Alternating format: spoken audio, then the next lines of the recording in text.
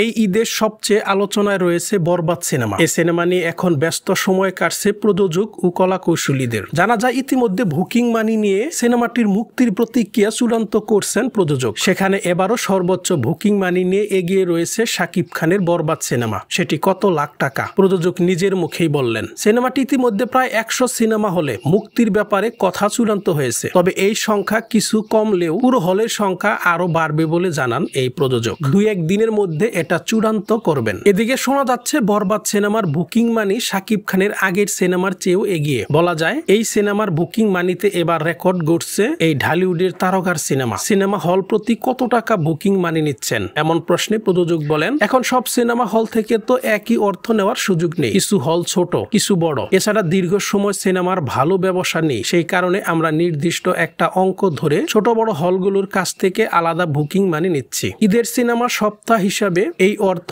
ঢালিউডের অন্য যে কোনো ঈদের সিনেমার চেয়ে অনেক বেশি। সিনেমাটি নিয়ে হল মালিকদের চাহিদা অনেক বেশি, কারণ তারা আশা করছেন শাকিব খান সিনেমাটি তাদের কয়েক মাসের লোকসান পুষিয়ে দেবে। যে কারণে বড় অঙ্কের অর্থ দিয়েও সিনেমাটি নিচ্ছেন অনেকে। প্রযোজক বলেন, আমরা বড় সিনেমা হলগুলোর কাছ থেকে সর্বোচ্চ 13 থেকে 15 লক্ষ টাকা বুকিং মানি নিচ্ছি। বরবাদ ছবির বাজেট 15 কোটি টাকা। এর আগে প্রযোজনা সূত্রে জানা গিয়েছে তুফান সিনেমার বুকিং মানি সর্বোচ্চ 7 থেকে 12 লক্ষ টাকার কথা। এটাই ছিল সর্বোচ্চ। তবে সেই সময় কেউ 15 লাখ টাকা বুকিং মানিরও কথা জানিয়েছিলেন। এবার শাকিব খানের রেকর্ড শাকিব খানই ভাঙলেন। তুফানের চেয়েও বরবাদ ছবির বুকিং মানি 13 থেকে 15 লক্ষ টাকা নিচ্ছেন।